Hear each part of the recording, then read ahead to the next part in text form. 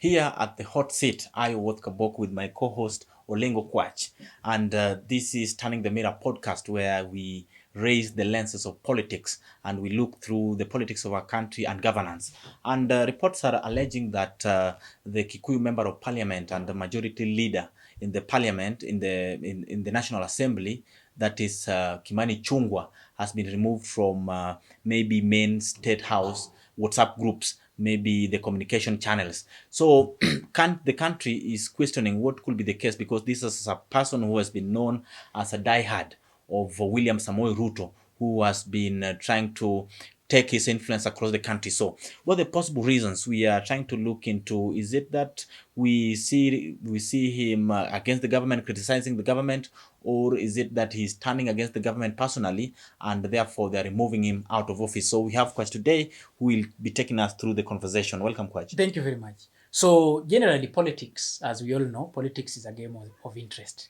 And to this older generation, to the big politicians, in quote, any member of parliament, any senator, any governor, or any politician in those other positions, you are only important to them for as long as there's a benefit you are bringing with you. And therefore, as you all know, we've seen Kimani Shunga move around with the president. He's a serious diehard of the president. We've seen him move around and even make very contrary and contradicting statements. We even remember him one time in Kisumu, I think Kondele, if I'm not wrong, when he was now trying to please the masses and telling the masses that I'm now changing my name from Kimani Shunga to Kimani Ichung'Wah. Otherwise, the first time we heard of an officer or a senior government official complaining about being removed from the State House WhatsApp group is when we had just a few days or weeks to the impeachment of the former deputy president, Rigathi Gachagua. How important is this group? Number one, this is where you will get up-to-date information and messages in terms of governance and everything that is happening around the corridors of power. Number two, this is where the itinerary of the president is always put for all the members, maybe those who are associated or are close to him, to know where he's going next, what he's going to do there, what is expected of who, and all that. Again, there are so many things that are important because WhatsApp groups are areas of communication and passing messages. So when the former deputy president complained about this, the country wondered why remove someone from such a group. So today we have Kimani Ichung'Wah again removed from this group, and we could be wondering what is happening. Let's recount just a few weeks ago when we had the burial of the mother to the late mother to the current Speaker of the National Assembly, Moses Wetangula, where we had the trans-nzoia governor speak of something very important, something that is of concern both to Kenyans and even our neighbors and the international community. Jambo la mwisho, Your Excellency, and I say this with a very heavy heart, for a leader to stand here and tell you kwamba people are abducting themselves and they're killing themselves, I think it's unfortunate. It's not for these hallowed grounds. Our children are getting lost, they're being abducted, wengine wanauawa. That's the position. We should not cover up the basic truth. Hata rais mwenyewe amesema kwamba utasimamisha hii maneno. Tunataka mambo ya abduction ifanye nini? Ikwisha tu. Because this Kenya is enough for us. Watoto wanatukana watu kwa mitandao. Hata mimi nikifungua my WhatsApp, my groups ambazo niko pale, for every 2 comments, every 10 comments, 8 of them ni matusi. Wanatukana vibaya sana. That one needs to change. But if it can't change, people should not be killed because of that. Ama kuwa abducted because of that.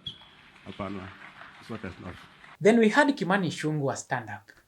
When he stood up, of course talking after Natembeya, he said all sorts of things. I want to ask you, Governor Natembeya, you were commissioner the other day when hundreds of people were kidnapped, abducted, and killed in Kerio Valley, na wakatupwa mili yao hapa River Yala, wewe ukiwa regional commissioner Rift Valley. Kwani siku hiyo haukujua maisha ya wananchi ni maisha. Si tuambiane ukweli jameni? Tuambiane ukweli, tusiambiane. Sababu siasa mnazofanya, Governor anatembea nikwambie leo mchana dhahiri, siasa mnazofanya za kugawa watu kwa misingi ya ukabila, mambo hizo siasa zimekoma na hautafaulu nazo. Yule aliyekuwa kiongozi wako wa siasa za ukabila, aliyekuwa naibu wa rais, huyo ndiye mwenye kupanga mambo ya abductions ili awekelee huyu William Ruto. Tunawajua, tunawaona mchana, tutawatangaza mchana hadharani. Na usifikirie unaweza kutuuzia uoga hapa sisi. Wakati muliua watu mkaweka River Yala, you are the regional commissioner actions murdering Kenyans. Wewe mwenyewe, shame on you. Shame on you. Shame on you. And I say again, shame on you, Governor. You cannot claim abductions when you are the key abductor and murderer of Kenyans under the previous regime. Na mzee Atwoli ananiambia alikupea pesa ukuwe governor. Wewe ndio ulifurusha watu Mau, ukiua mafamilia. Tunakujua, wachana na sisi bana. Kwa haya mengi, poleni sana. Munisamehe kidogo sababu saa ingine huko kwetu tunasemanga mshale ya usiku hurudishwa usiku. Ukileta siasa kwa hafla ya mazishi, tutakujibu hapa hapa. Kwenda katafute huyo mtu tulifurusha, mfanye siasa ya kugawa watu, siasa ya uchochezi, lakini mtafute nchi nyingine. Not this country. We are together as one people, one nation, under one flag, under one president, one speaker, and we are all united as the people of Kenya. We will not allow you to divide the people along ethnicity, on incitement, because you think ati wewe ni governor unakuja kujipiga governor kitu gani? Acha na sisi wewe. Akome asikome. Akome asikome. Wachochezi wakome wasikome. Wakome wasikome. Wamuache Ruto wasimuache. Na uheshimu huyu speaker wewe governor. Nimekuona mara mingi ati kila mazishi unaenda kutukana Wetangula. And you have no shame to even stand here and claim, oh, I have friends in this family. Fred is my friend. Tim Wanyonyi is my friend. If Tim Wanyonyi is your friend, Speaker Wetangula is a brother to Tim Wanyonyi. If Fred is your friend, Speaker Wetangula is a brother. Please respect people and we will respect you back. I was just wondering how the killings of the previous regime and what is happening now are connected, though all are crimes and all are supposed to be investigated. But then deal with what you can deal with first as you progress to the other ones. So after this event, we've only seen Kimani Ichung'Wah talk hard the same way we know him once when the former MP, the former deputy party leader of Wiper, Farah Maalim, was abusing our mothers, abusing us and our mothers. And at that same rally, that is where we had Kimani Ichung'Wah ask the people that wanasema ukikuja kwa ground, like ground is different, ama hapa si ground. That is the last time we saw Kimani Ichung'Wah publicly in support of the president. After that, we've seen president in church, we've seen president in different areas, but we haven't seen Kimani Ichung'Wah talk hard or even try to support what the president is saying. You know, with the current government, these people like Fari, they abuse the public, and people like Sudi, they say everything that maybe some are from the president himself, but we doubt if in case they're really accountable for it. Maybe just the same case with Kimani Ichung'Wah. Is it that the president or the ruling party, Kenya Kwanza, has realized maybe he's aligning with the former deputy president Rigathi Gachagua? I think that is not possible because in as much as in politics, there are no permanent enemies. But according to the stance Kimani Ichung'Wah has and the stance Rigathi Gachagua has, it is not possible right now to see them work together. Maybe later after some time when they would have talked and maybe mended the fences. But I can say that in politics, you are as important as the benefits you bring on the table. The likes of Kimani Shunga were maintained to ensure that the votes of Mount Kenya are in place. Their main role first was to fight the deputy president. Yeah? The same way these politicians are used during campaigns to fight people. So the main work here first was to fight the deputy president now and champion for his removal. Try to explain to the community and the country that these are the reasons and the grounds as to why you are impeaching the deputy president. And even to allow the country to have the picture that, by the way, this impeachment is even coming from his own people from the mountain. So after the deputy president had been impeached and he is no longer a problem in the government. So these people's main work was to ensure that the uprising in the mountain was quelled and that the voting bloc in the mountain was maintained and could be given back to this government. But as things stands, whatever they are doing is doing more harm to this government than good, which was expected. Like after his speech in the burial, which happened in Bungoma, in Western Kenya, we've seen even religious leaders from the mountain apologize to Naptembea on behalf of the community.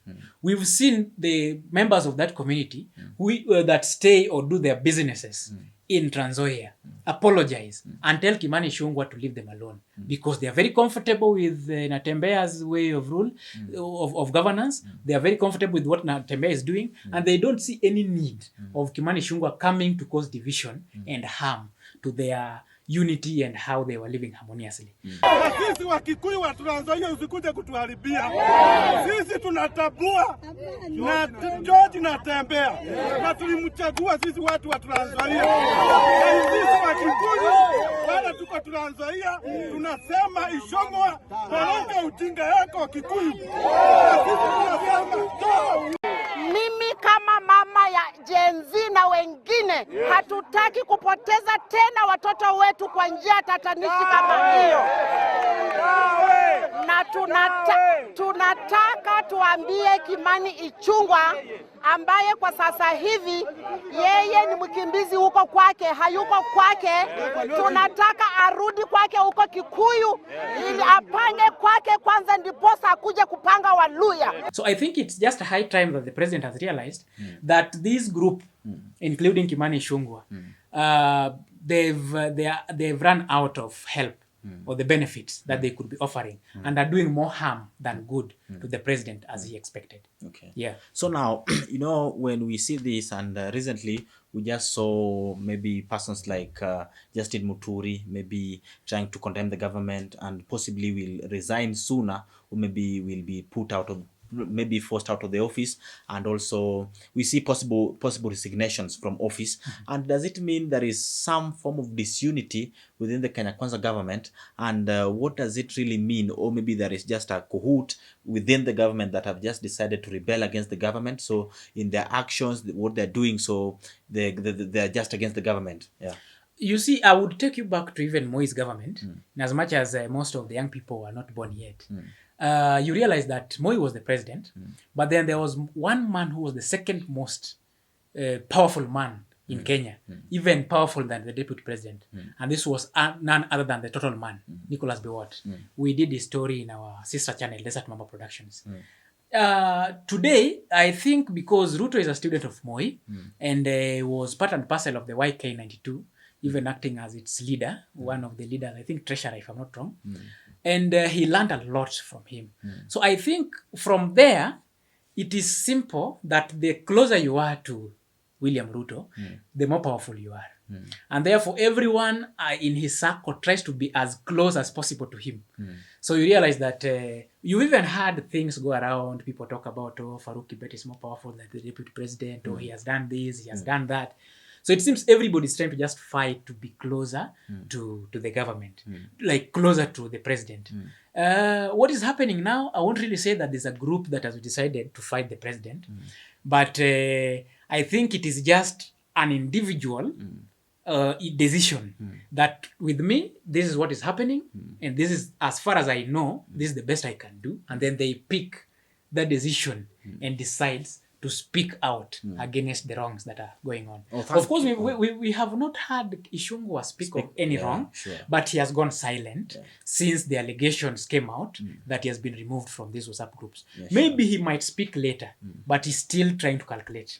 Yeah. And now this seems to be truth that is out of the WhatsApp groups, and we've not seen Kimani Ichung'Wah speak about this anywhere in public or maybe in a place that can be accessed by the public. So my big question is, what's really happening within the government? So keep connecting to us at the Turning the Mirror podcast, that we can bring you all this information they drop to us. Welcome back again next time. And on behalf of all of us and the technical team behind the camera, we say thank you.